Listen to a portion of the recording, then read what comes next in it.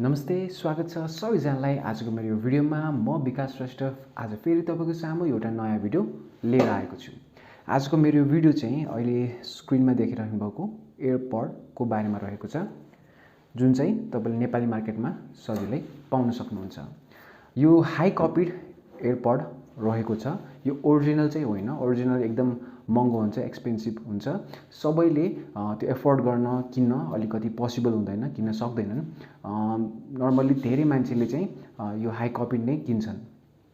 आजको यो भिडियोमा म तपाईलाई यो हाई कपीको एयरपोडमा पनि कुन चाहिँ एयरपोड किन्दाखेरि चाहिँ तपाईलाई राम्रो हुन्छ भनेर आजको यो भिडियोमा के कुराहरू गर्न जाँदैछु। किनकि यो हाई कपीड एयरपोडमा पनि तपाईले मार्केटमा यसमा पनि दुई तीन थरीको एयरपोडहरू पाउन सक्नुहुन्छ, जुन चाहिँ तपाईले डिफ्रेन्ट के भन्छ प्राइसमा पाउन सक्नुहुन्छ। सो आजको भिडियोमा चाहिँ म तपाईलाई क्लियरली कुन चाहिँ किन्दाखेरि तपाईलाई राम्रो हुन्छ, पर्सनली मलाई चाहिँ कुन चाहिँ एयरपोड हाई कपीडको एयरपोड चाहिँ तपाईलाई किन्दाखेरि राम्रो हुन्छ जस्तो लागेको छ, त्यो कुराहरू चाहिँ म आजको यो भिडियोमा तपाईलाई त्यो बारेमा केही कुराहरू गर्न जाँदैछु। त्यसको लागि चाहिँ मेरो भिडियो लास्टसम्म हेरिदिनु होला अनि मन परेमा लाइक शेयर अनि सब्स्क्राइब गर्न चाहिँ नबिर्सिदिनु होला।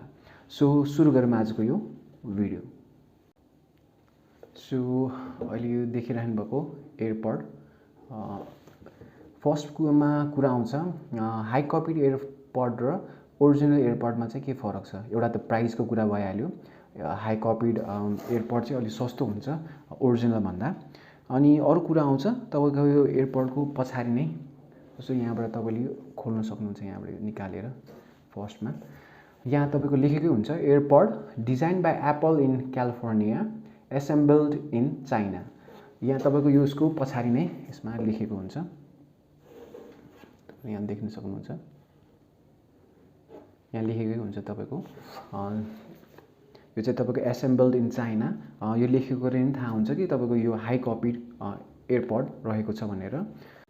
त्यसपछि थर्डमा आउँछ यो बटन। तपाईको हाई कपीको राम्रो खालकोमा चाहिँ यो बटन एकदम सफ्ट हुन्छ अनि अहिले त्यसमा हाई कपीमा पनि लो क्वालिटीकोमा चाहिँ तपाईको बटन एकदम यो आवाज पनि एकदम आउँछ अनि कडा हुन्छ तपाईको।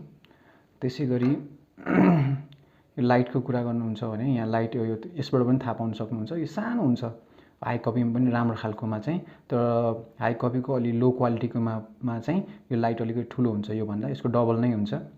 त्यसबाट पनि तपाईले हाई कपीमा कुन चाहिँ राम्रो भनेर थाहा पाउन सक्नुहुन्छ। यो लाइट सानो भएको अनि पछि बटन चाहिँ सफ्ट भएको खालको लिनुभयो भने तपाईलाई राम्रो हुन्छ। फर्स्टमा यो खोलेर हेरौँ। यो तपाईको स्टिकर, यहाँ दुईटा स्टिकर हुन्छ। त्यसै तपाईको यहाँ एरो दिएको ठाउँबाट यसरी यो खोल्नु पर्ने हुन्छ। जस्तै अर्को यहाँ छ, एरो दिएको ठाउँबाट तपाईले यसरी खोल्नु पर्ने हुन्छ अनि मात्र तपाईको यसमा म्यानुअल एउटा यो हेरेर तपाईले कसरी युज गर्ने यो भनेर सबै यसको इन्फर्मेसन यसमा हुन्छ।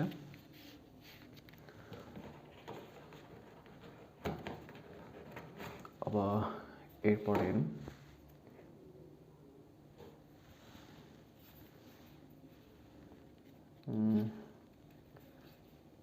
यो सट्ट तपाईले हेर्दाखेरि चाहिँ यो ओरिजिनल एयरपोड जस्तो नै देखिन्छ, छुटाउन धेरै गाह्रो हुन्छ। यो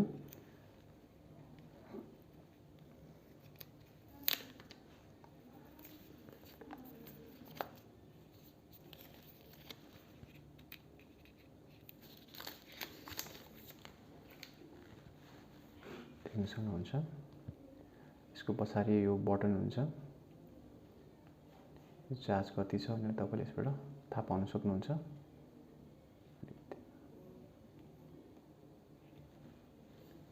ग्रीन लाइट बलिरहेछ, फुल चार्ज छ तपाईको यो। अब लुक्सको कुरा गर्नुहुन्छ भने नर्मली यो पहिलाको एयरपोड भन्दा यो अलिकति डिफ्रेन्ट छ। लुक्स पनि यसको राम्रै छ। जस्तो यो खोल्न साथै तपाईको यो तपाईले कनेक्ट गर्न सक्नुहुन्छ आफ्नो मोबाइलबाट ब्लुटुथ अन गरेर। यसबाट देख्न सक्नुहुन्छ यो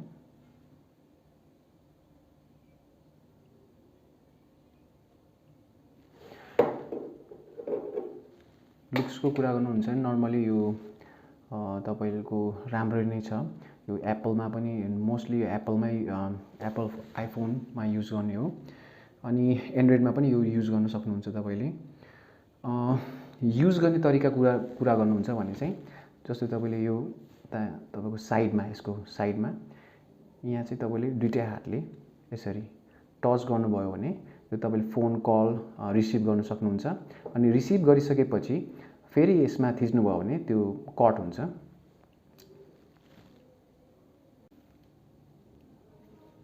यसमा चाहिँ अनि सी केबल लाग्छ। यसमा एउटा भित्र एउटा चार्जर यो पाउन सक्नुहुन्छ चार्ज गर्नको लागि सी केबल।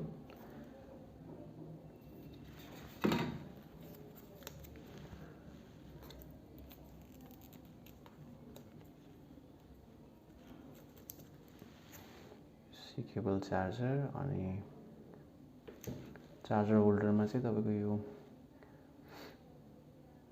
आइफोनको चार्जर युज गर्नुपर्ने हुन्छ चार्ज गर्नको लागि। त्यसैगरी यसको साउन्डको कुरा गर्नुहुन्छ भने साउन्ड पनि एकदम राम्रो छ। यसको कम्फर्टेबल छ, लाउँदाखेरि पनि हेर्न सक्नुहुन्छ कम्फर्टेबल छ।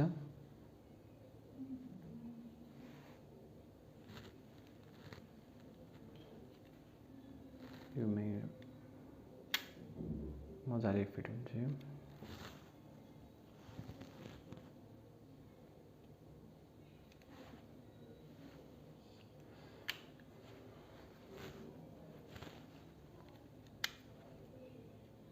यसको तपाईको सेन्सर पनि राम्रो नै छ। यसको सेन्सर पनि यसरी दुईटा हातले यसरी टच गर्नु भने